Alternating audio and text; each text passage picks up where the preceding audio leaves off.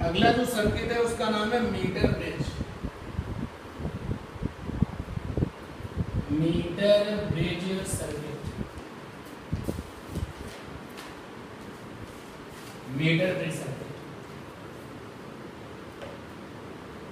तो इस metre bridge circuit के जो सर्किट एलिमेंट्स हैं और सर्किट फॉर्मेशन, अगर मैं सर्किट फॉर्मेशन कर दूं तो सर्किट एलिमेंट्स अपने आप हो जाएंगे।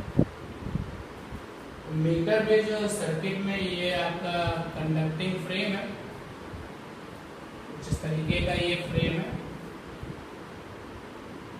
और इस फ्रेम में ऊपर दो गैप है, ये LHS गैप है और ये RHS गैप है, और फ्रेम का एक ये पॉइंट है और ये पॉइंट है, ये कंडक्टिंग फ्रेम है।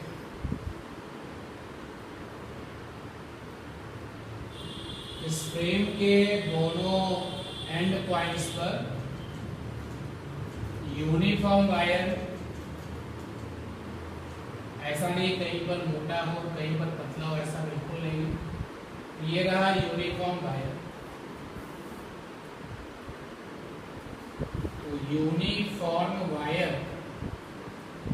इसका नाम है AB। AB of length 100 centimetre, मतलब 1 मीटर। स्टैंडर्ड इस वायर की जो लेंथ होती है वो 1 मीटर होती है। मीटर पे इसमें मीटर क्यों आ रहा है, उससे आपको कनेक्टिविटी मिल गई। हम न्यूमेरिकल करते समय हो सकता है कि किसी न्यूमेरिकल में इस वायर की लेंथ कितनी हो, 120 सेंटीमीटर। और फिर ये जो वायर जहाँ पर कनेक्ट किए गए हैं, उन्हीं टर्मिनल्स को बैटरी के साथ जोड़ दिया गया। स्विचेज हैं,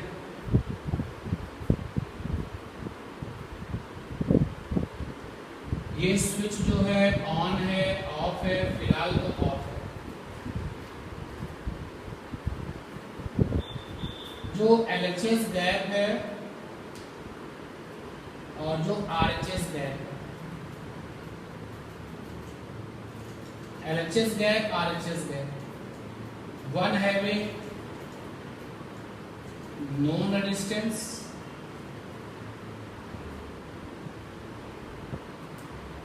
and other having unknown resistance, unknown resistance। LHS gap और RHS गैप में किसी एक गैप में नोन का रेजिस्टेंस होता है, दूसरे गैप में क्या होता है, अननोन का रेजिस्टेंस। चलो डिसाइड करते हैं।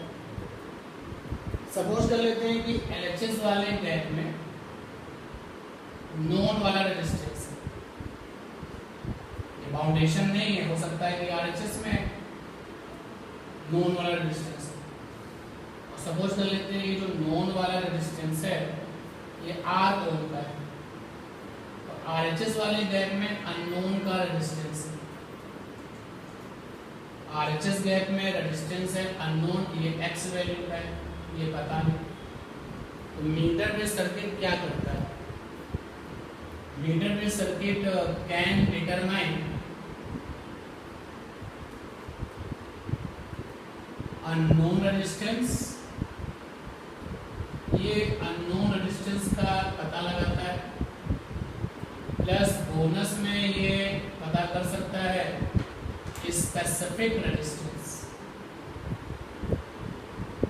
जिसको हम रेजिस्टिविटी कहते हैं। इसी अननोन की स्पेसिफिक रेजिस्टिविटी कितनी होगी ये भी पता कर सकता है।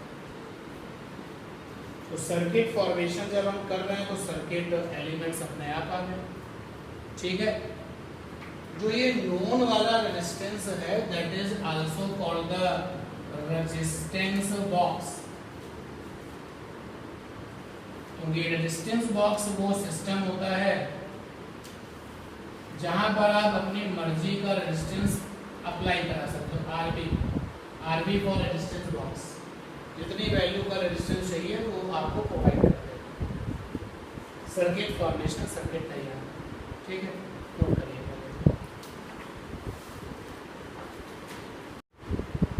सर्किट फॉर्मेशंस में जितना हो गया भी कुछ और भी पेंडिंग है, और हमें चाहिए होता है एक गैल्वेनोमीटर। ये गैल्वेनोमीटर लिए, इसके दो पॉइंट्स हैं। तो गैल्वेनोमीटर का जो एक पॉइंट है LHS और RHS गैप के बिटवीन में कनेक्ट हो गया, दूसरा वाला जो पॉइंट है वो इस वायर पर जाके कनेक्ट हो गया। लेकिन इस वायर पर जब ये कनेक्ट हुआ है तो स्लाइडिंग की मदद से, स्लाइडिंग की को जॉकी भी कहते हैं। ये कनेक्शन बनाने का एक ऐसा तरीका होता है। सपोज कर लो कि आपने कहा कि कनेक्शन यहाँ नहीं यहाँ पर ले जाना है। अगर आपने स्लाइडिंग की नहीं लगाई है तो कनेक्शन बनाने के लिए वायर को मोड़ोगे ना, कनेक्शन बन गया। फिर वायर को बार बार खोलोगे, दूसरी जगह पे कनेक्शन करोगे, तो वायर को बार बार मोड़ोगे, बार बार उसको ओपन करोगे। इस तरीके से जो वायर की ज्योमेट्री है उसमें क्या आएगा, फर्क पड़ेगा, वायर में एटम पैदा हो जाएगी और इससे जो पूरी की पूरी रीडिंग है उसमें फर्क पड़ेगा। तो इस तरीके की सिचुएशन से बचने के लिए स्लाइडिंग की कनेक्शन बन गया, संबंध से इसकी कनेक्शन यहाँ नहीं यहाँ ले जाइए, तो हल्के हाथों से जेंटल तरीके से स्लाइड कराइए, कनेक्शन यहाँ से कहाँ पहुँच गया, यहाँ। तो स्लाइडिंग की कनेक्शन को एक पॉइंट से दूसरे पॉइंट तक शिफ्ट करता है, लेकिन इस काम में वायर पे एटम नहीं आती, ट्विस्टिंग नहीं आती। लेकिन स्लाइडिंग की को बहुत हल्के हाथों से स्लाइड करिए।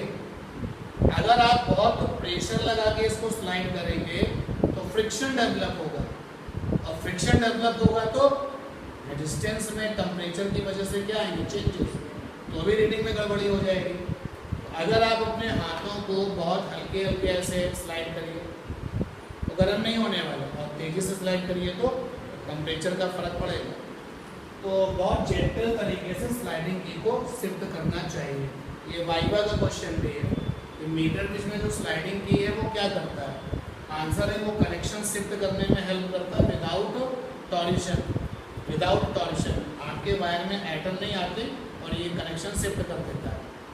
तो कनेक्शन शिफ्ट जॉकी को इस AB वायर पे स्लाइड कैसे करना चाहिए, जेंटल तरीके से, बहुत स्मूथली, बहुत हल्के हाथों से, जिससे कि आप फ्रिक्शन के इफेक्ट से बचे रहें, और फ्रिक्शन के इफेक्ट से बचे रहेंगे तो टेम्परेचर का इफेक्ट भी बचेगा। और अगर तुमने ये नहीं माना तो टेम्परेचर बढ़ेगा, किसका बढ़ेगा, AB का। और जो ये वायर AB है, इस वायर का अपना खुद का भी रेजिस्टेंस होगा, बिल्कुल होगा। तो अगर ये टेम्परेचर बढ़ेगा तो इसका अपना खुद का जो रेजिस्टेंस है वो क्या होगा, चेंज होगा। जब सर्किट को ऑन करेंगे तो AB वाले वायर का जो रेजिस्टेंस है वो चेंज हो चुका होगा, तो रीडिंग में क्या आ जाएगा, इफेक्ट आ जाएगा। नोट कर सकते हैं, सर्किट फॉर्मेशन हो चुका है। देखिए सर्किट ऑपरेशन जरा समझ लीजिए क्या। सर्किट ऑपरेशन में जो रीड-स्टोन ब्रिज है, मैंने उसके स्विच को, मेन स्विच को ऑन कर दिया। ऐसे मेन स्विच को ऑन किया, करंट चली।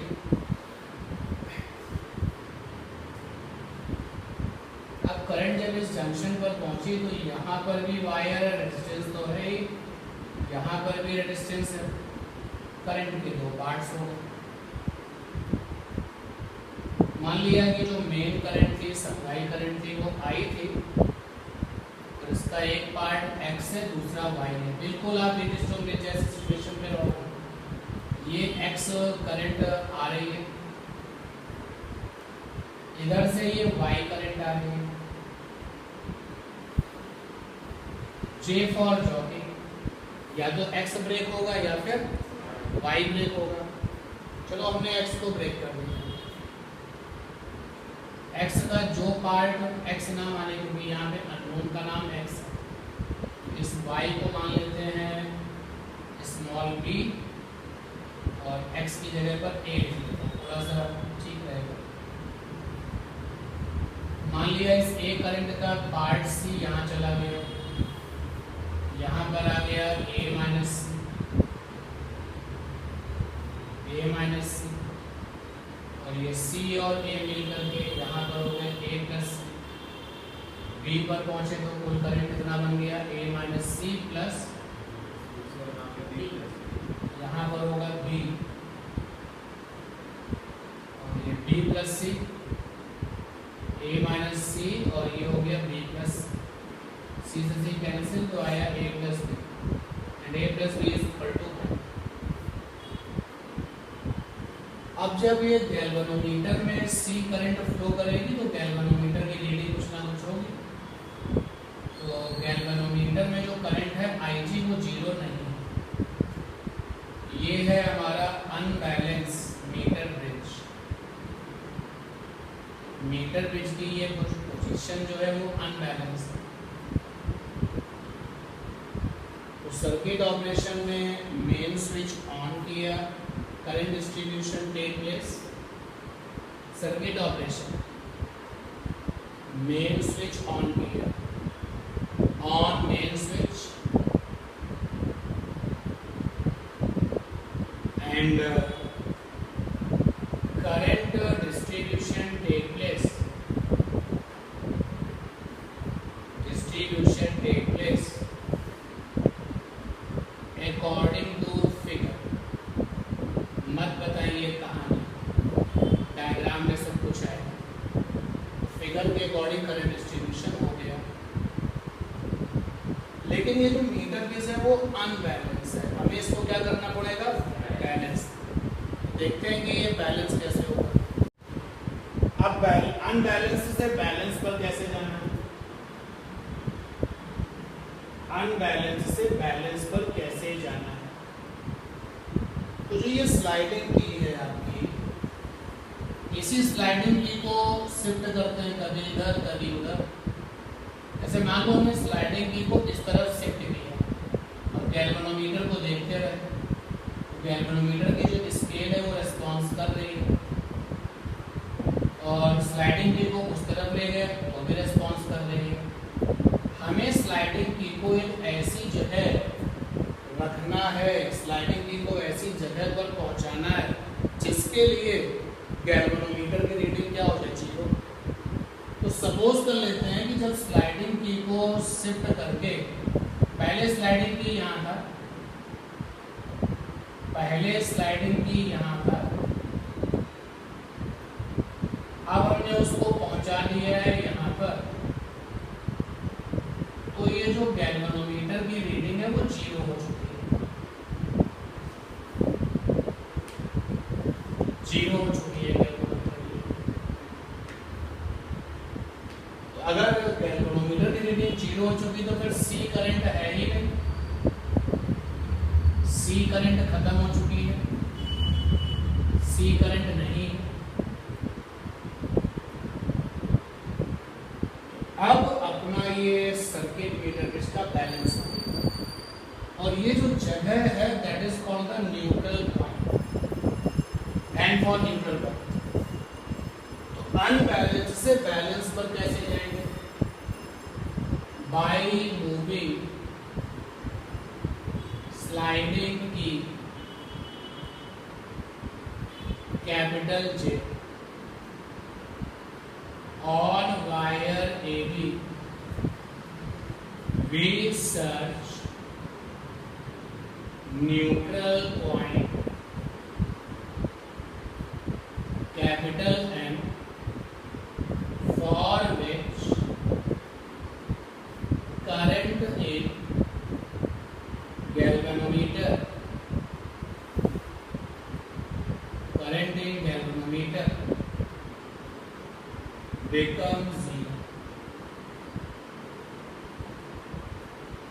अब जब ये काम करेंगे तो इन दिस सिचुएशन या in this case circuit is called balance metre bridge. और इस समय साइड में बोर्ड पर बैलेंस मीटर ब्रिज है, तो पहले वाले सर्किट में C दिख रहा है वो गायब हो चुका है। और यहाँ पर आप ये भी देख सकते हो कि पहले चौकी यहाँ थी अब यहाँ आ चुकी है और इस नई जगह का नाम है न्यूट्रल पॉइंट। ठीक है, अब जब ये आपको पता चल गया बी वाली करंट सीधे निकल रही है, ए वाली करंट सीधे निकल रही है। ब्रिज का तो मतलब समझ में आ ही गया। अब ए वाली करंट का कोई भी हिस्सा इधर गिर नहीं रहा और बी वाली करंट का कोई भी हिस्सा इधर गिर नहीं रहा, तो ब्रिज का काम कर रहा है, सीधे करंट निकली जा रही है, बिल्कुल ब्रिजस्टोन ब्रिज जैसा। तब हमने ये सीखा था कि जब ऐसा होता है ऊपर के दोनों एडजेसेंट का जो रेजिस्टेंस रेशियो होता है और जो नीचे के दोनों एडजेसेंट का जो रेजिस्टेंस रेशियो होता है वो कैसा होता है, सेम। तो इस सिचुएशन में ऊपर के दोनों जो एडजेसेंट है यानी कि R/X, अगर आप वहां से कनेक्टिविटी करें मीटर ब्रिजस्टोन ब्रिज से तो P/Q, और नीचे क्या था R/S, तो ये आ जाएगा R फॉर रेजिस्टेंस AN का और R फॉर रेजिस्टेंस BN का। भाई जो AN वाला हिस्सा है वायर का, इसका अपना कुछ रेजिस्टेंस तो होगा ही होगा, और जो BN वाला हिस्सा है वायर का, इसका भी अपना कुछ ना कुछ रेजिस्टेंस होगा। मान लिया RAN है, RBN। अगर हम ये कहें कि for wire AB, for uniform wire AB, Z is resistance per unit length,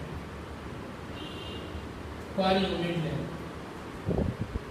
भाई इस पूरे वायर का लेंथ 100 सेंटीमीटर है, इस पूरे वायर का रेजिस्टेंस भी कुछ ना कुछ होगा, तो Z जो है वो रेजिस्टेंस पर यूनिट लेंथ है, यानी 1 लेंथ का रेजिस्टेंस Z है। 2 लेंथ का कितना हो जाएगा 2Z, 3 लेंथ का कितना हो जाएगा 3Z। और अगर हम ये सोचें कि ये जो AN है वो L1 के बराबर है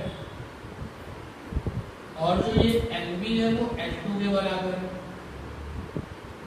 AN जो है वो L1 के बराबर है और जो LB है वो L2 के बराबर है, तो ये रिजल्ट लिख सकते हैं R/S, RAN हो जाएगा ZL1 और RLB हो जाएगा ZL2, क्योंकि 1 लेंथ का रेजिस्टेंस है Z, L1 लेंथ का कितना हो जाएगा L1Z और L2 लेंथ का कितना हो जाएगा L2Z।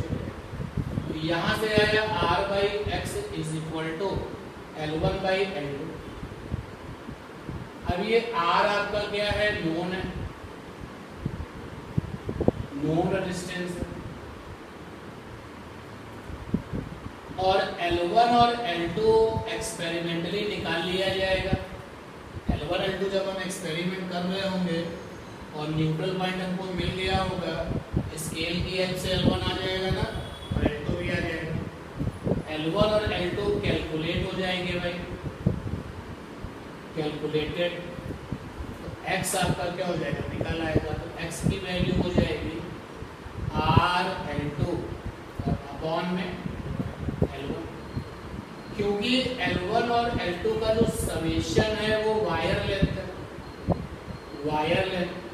चलो मान लिया वो L है, तो आप रिप्लेस कर सकते हो X बराबर R और L2 की जगह पे लिख सकते हो 100 माइनस L1 और अपॉन में L1। यहाँ से X निकल आया।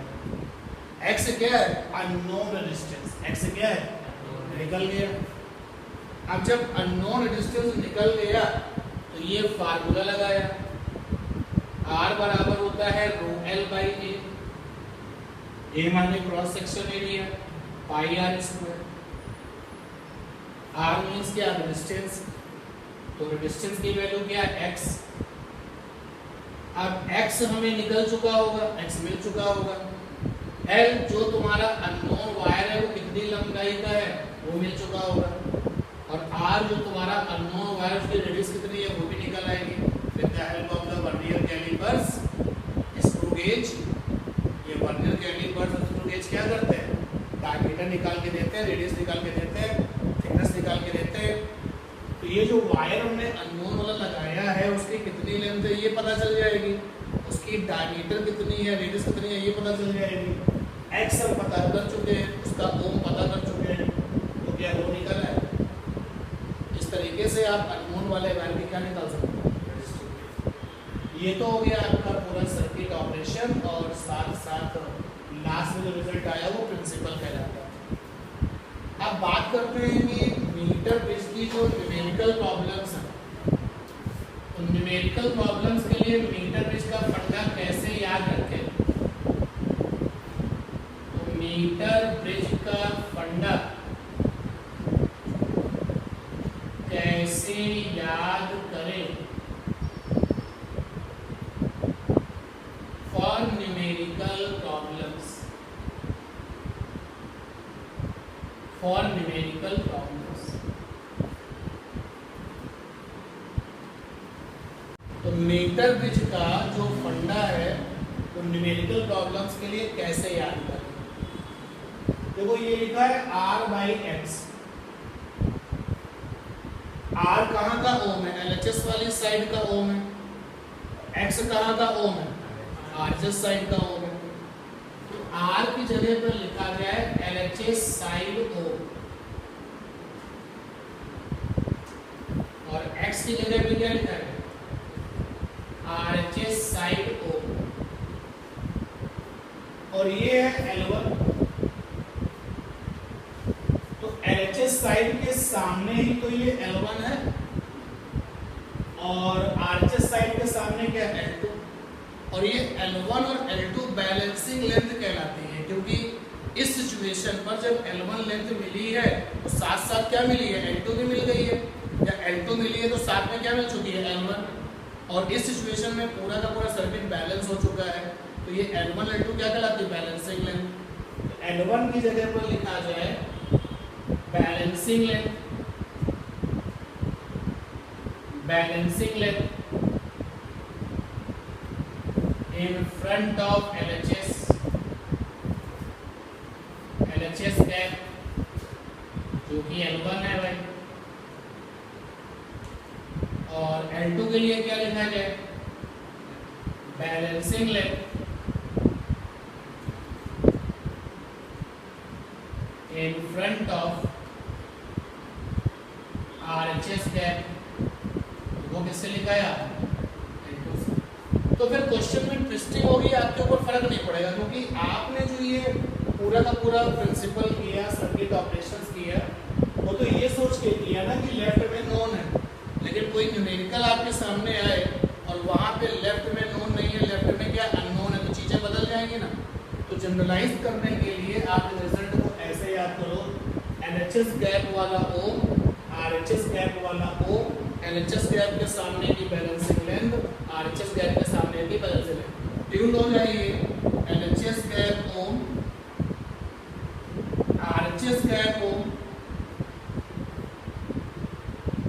Is equal to L1 LHS के सामने अपॉन में L2 किसके सामने, ठीक है ना। तो न्यूमेरिकल आप कर पाओगे, जितना भी ट्विस्टिंग होनी होगी होने दीजिए, कोई फर्क नहीं पड़ेगा, नोट कर लीजिए। कंप्लीट हुआ आपका ये वीडियो। अब इसके जो और क्वेश्चंस हैं, मतलब बेसिक तो कवर ही हो गया है कि मीटर बेस सर्किट जब हम पढ़ते हैं करते हैं तो कौन कौन सी सावधानियां रखनी पड़ती हैं। कुछ तो मैंने बता ही दिया है कि स्लाइडिंग की का इस्तेमाल बहुत अच्छे से किया जाता है, जेंटल तरीके